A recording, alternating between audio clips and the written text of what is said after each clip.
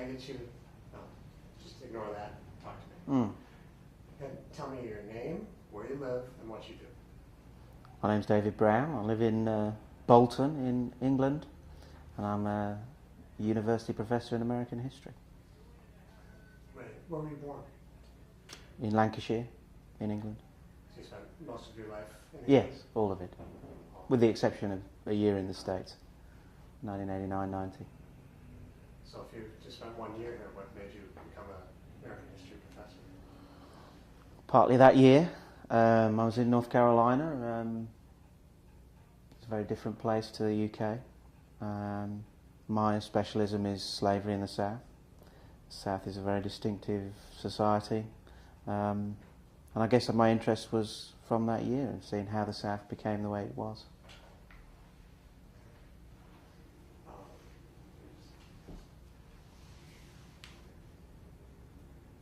Do you have any political affiliations or philosophies?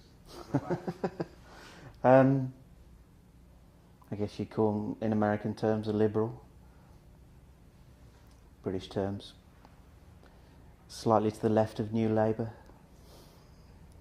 which isn't hard to do. So what made you come down to the Dealey Plaza? Well, the assassination of John F. Kennedy. If that hadn't taken place, I wouldn't have come down to Dealey Plaza today. Is there a place else you wanted in Dallas, or did you know this was the spot you were going to come? This is the spot that most people in the world would associate with Dallas, apart from the opening scenes of Dallas, the TV show. Maybe you're too young to remember that. But Dallas had a big following in Britain in the early 1980s, late 70s. But no, historically, this Dallas, I think, is known for JFK. Did you ever experience people thinking negatively of Dallas because of that association? No. I teach American history. I also teach American film. We do JFK, the film by Oliver Stone, and that's never a reaction that I've ever come across. So when you teach that, how do you present it? Well, the course is about history and film, the way in which film tries to represent and negotiate historical themes. The students watch the film and then we discuss it the week after. And they have some primary sources on the assassination, mostly secondary readings by historians. And they try and balance the two to what does the film tell us about JFK and his death? How does that fit in? Does it contradict or does it support what historians have said about JFK and his death and his significance? And you personally, what do you think of the film? I think it's a good film. I think it's a film on many different levels. Not all of them are ones which I would agree with, but I think JFK is probably a classic myth in the way in which American society has developed a number of myths about itself. There's a cult of personality around the president. There's a big dispute about what he intended to do and what his policies would have done. And of course the biggest myth or conspiracy theory is about his death.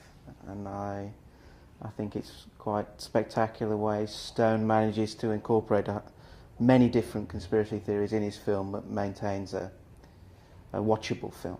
You know, I'm not sure I agree with the history that Stone uses, but in terms of presenting a myth, I think it's quite an interesting and very successful film.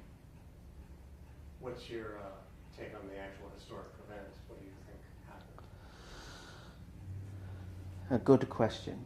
I tend to not agree with the idea that it was Oswald. I remember when the film came out, there were dozens of different documentaries which also came out at the same time, all professing to tell us the truth. And there's a dozen guys out there who've done their own research and will sell me their newspaper and it will tell me what the truth is. It might be interesting if you asked me this in about an hour, having gone up and having had a look for myself.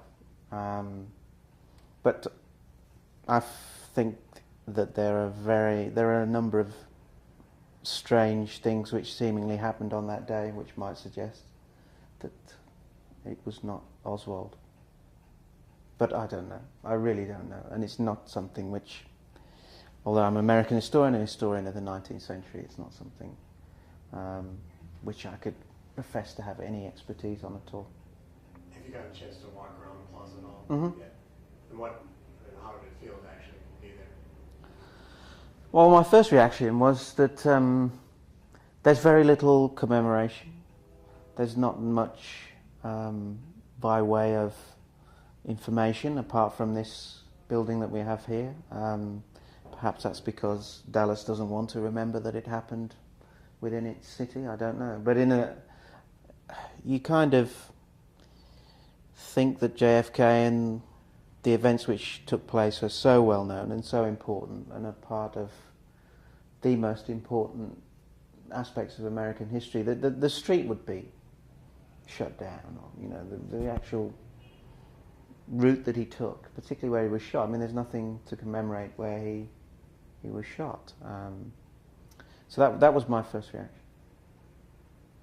Did you notice the X on the road out there? No. I'll have another look for that. Yeah, that's not an official sanctioned X, but it's... Is it? Trump's in. Did you read this plaque here on the wall? Yes. I can't remember what it says now. Yeah, it has the allegedly. Yes. That's another thing. Yeah, I did notice that word, which is interesting. And it happens constantly, no matter what the city does. So, do you plan on going over to the Conspiracy Museum? Didn't know there was a conspiracy museum, but we won't have time. But I probably would have done that. That might have been interesting. Yeah. There's also a Kennedy Memorial back over there. Were you aware of that? Over that way? Behind the courthouse, behind that red courthouse. No, I haven't been that way either. It's too hot. Okay.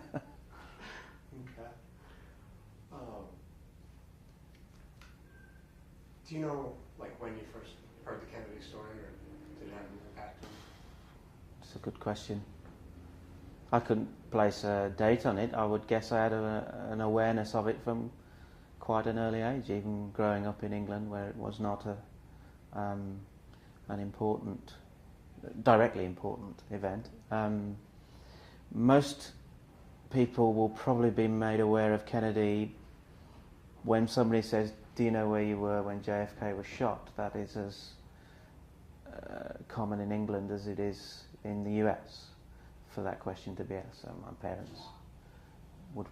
I don't think actually either of them knew where they were when he was shot, but a lot of people will know, and it was, I guess, given the circumstances of the times in the early '60s and Cold War and America and Britain having a very close relationship, it was important in many people's lives in Great Britain. But I would have guessed sometime in my childhood, maybe 10, 11, sometime around then.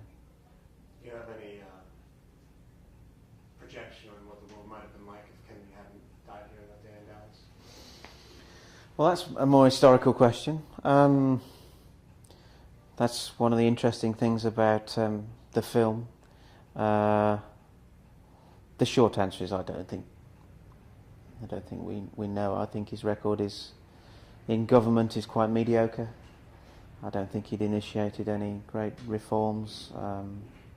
I don't think he'd done many changes. It's difficult for American presidents to do so. They don't have a political system which allows them much leeway.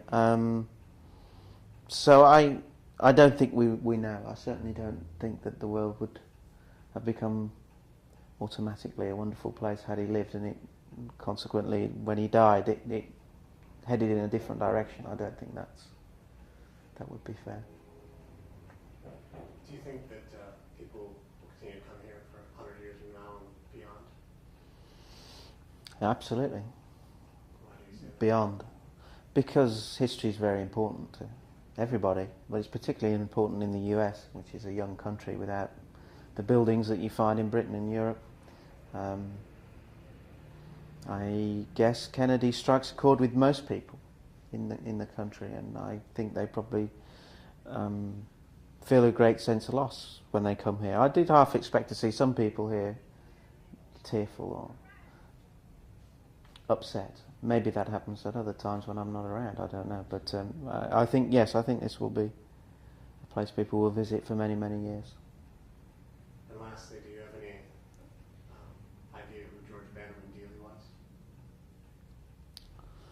think I read something about it and I've already forgotten what it was. No, it wouldn't be fair to say I know who Dealey was. No. Okay. Is there anything else that you think of a neglected to ask you, you'd like to say? Well, I'd have a lot of questions to ask you, but that's probably not helpful for your study. Questions before? Well, what do you think about Kennedy and his assassination? Do you think it was a lone gunman? Well, are you going to answer questions? I suppose I could. Yeah, well, then I'll wait then. Okay. Until I don't want to Yes. this. Are you the expert? No, but I've heard a lot.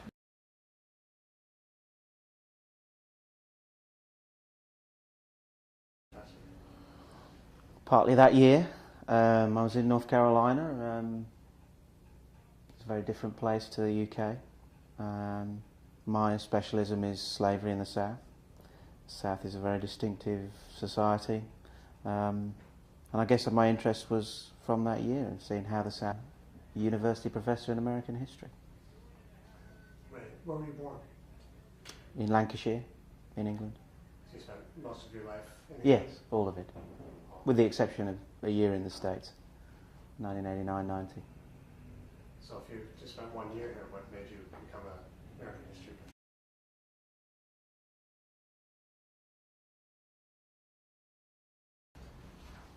Can I get you, no, just ignore that, talk to me. And tell me your name, where you live, and what you do. My name's David Brown. I live in Bolton in England, and I'm British terms, slightly to the left of New Labour, which isn't hard to do. So what made you come down to the Dealey Plaza today? Well, the assassination of John F. Kennedy became the way it was.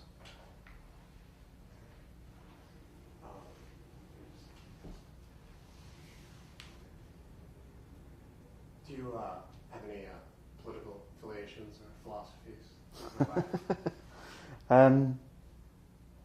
I guess you'd call them, in American terms, a liberal.